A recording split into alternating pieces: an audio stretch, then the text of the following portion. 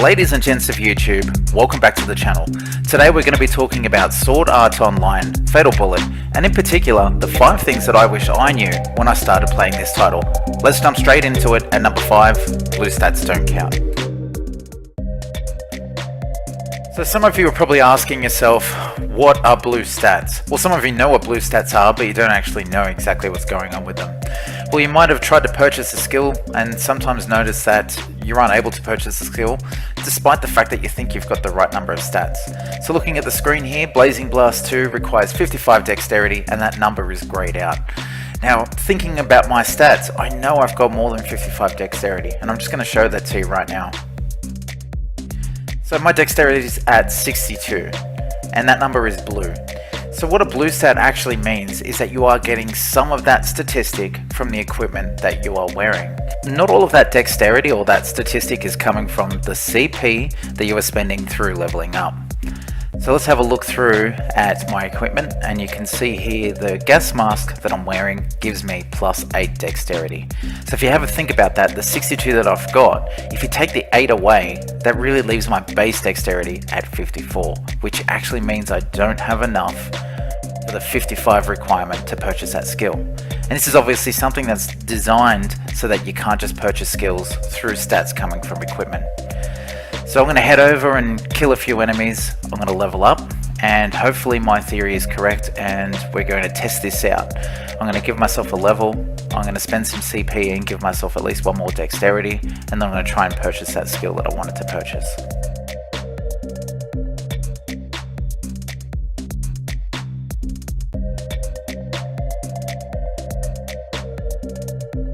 And here we are, adding 1 dexterity to my total. That takes the blue stat to 63, which means my base stat is now at 55 when you take the 8 away from my gas mask. So the next thing to do would be, just double check it's right there. Next thing to do would be to go into the skills and try and purchase this. There's a few skills I still want here, so I might be doing a build video later. I definitely want to pick up Toxic Gas Blast 2 as well. But the most important thing right now is Blazing Blast 2. Can I pick it up? Yes, I can. Dexterity 55. It's not grayed out anymore. Let's take that skill. Really happy about that.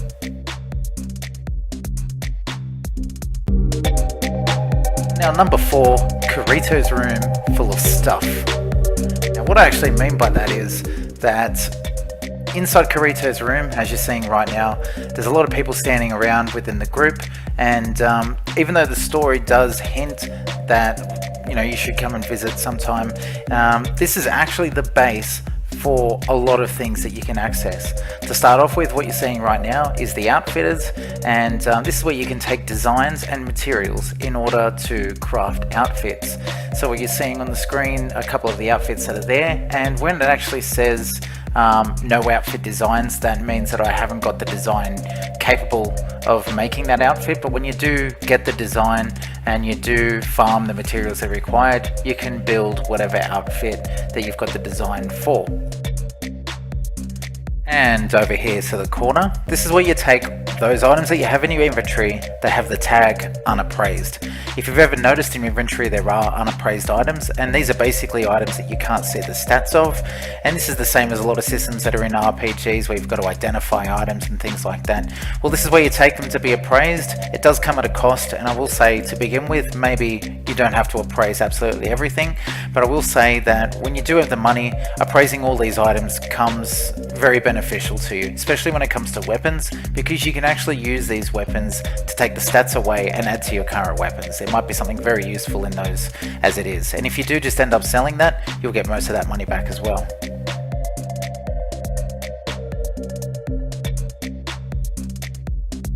And over here to your right, if you speak to Lisbeth, she will give you the opportunity to enhance your weapon. She'll give you 2 options. The first is Enhance Weapon, and the second is Transform Weapon. I'm just going to go through Transform Weapon with you right now, because the Enhance Weapon is as simple as taking materials that you've picked up through the world to make your weapon a stronger version of what it already is. But with Transform Weapon, it's a little bit more complex, and what you're seeing is me choosing 2 weapons, one that I want to transform and one that I want to take stats from. The one that I want to transform is basically being enhanced with the stats that it already has. And you're taking these slots and you're stealing stats from the slots of the weapon that you are choosing to destroy. So keep in mind that yes, you will destroy that weapon that you're taking the stats from, and the exact number of the stat coming from the weapon you're destroying won't transfer completely over. You're just enhancing that stat on the weapon of your choice. Obviously, the rarer the weapon that you're taking the stats from, the higher the stat will transfer over to your current weapon. I think this system's a really good system, and if you have a weapon that you intend on holding onto for some time, it's not just going to be outdated by content. You can actually put a little bit of time and effort into making it exactly what you want it to be, and you can probably give yourself a nice war chest of weapons with stats for different areas and different bosses.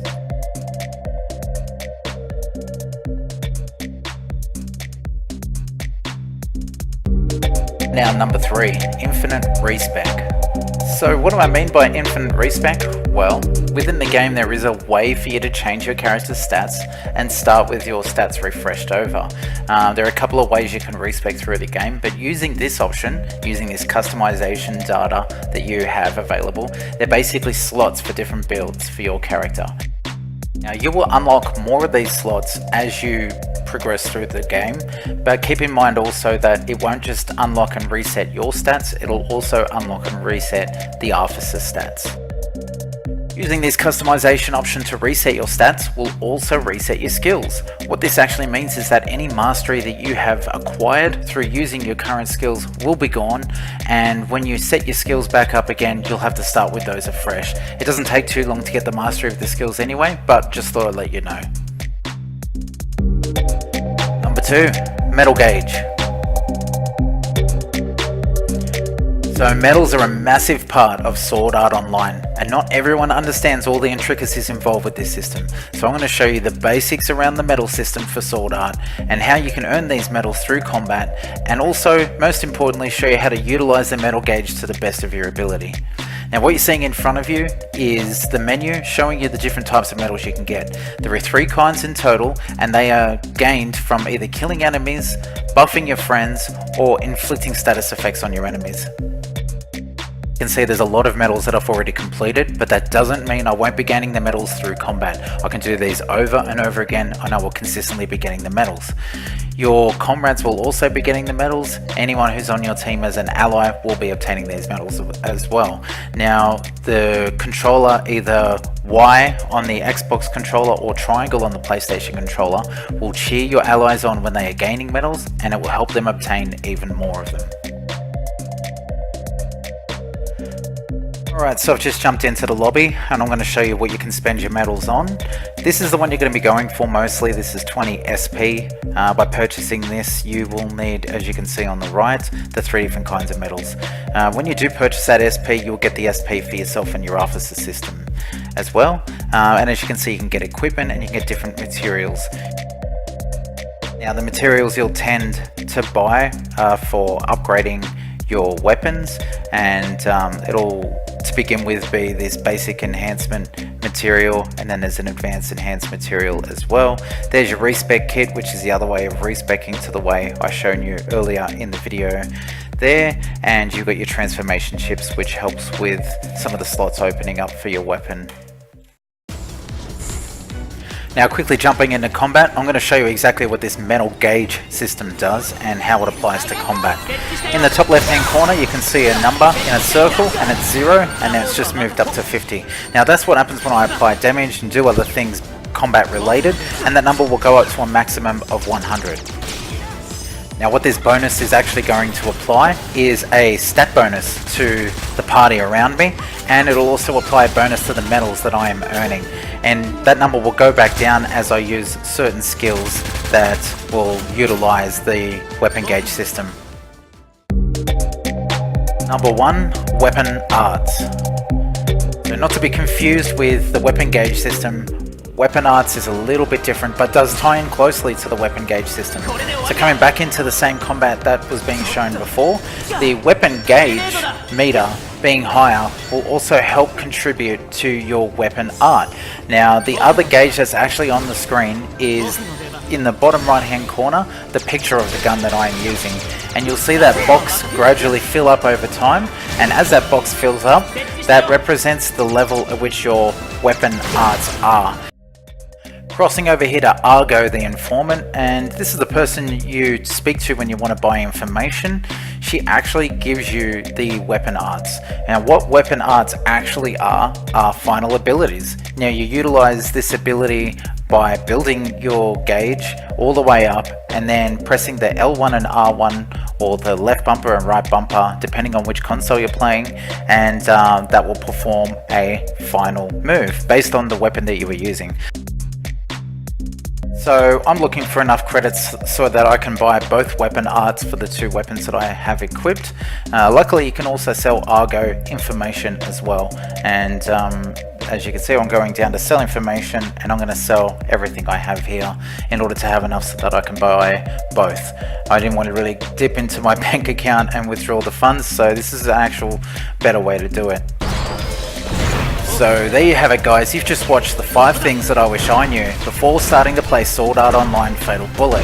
Now I hope some of this information was helpful to some of you. If you did like it, please give me a thumbs up and subscribe and all that yummy stuff. My next video should be about a build that I've been working on. I've been doing a lot of editing with that video, and that should come out quite soon.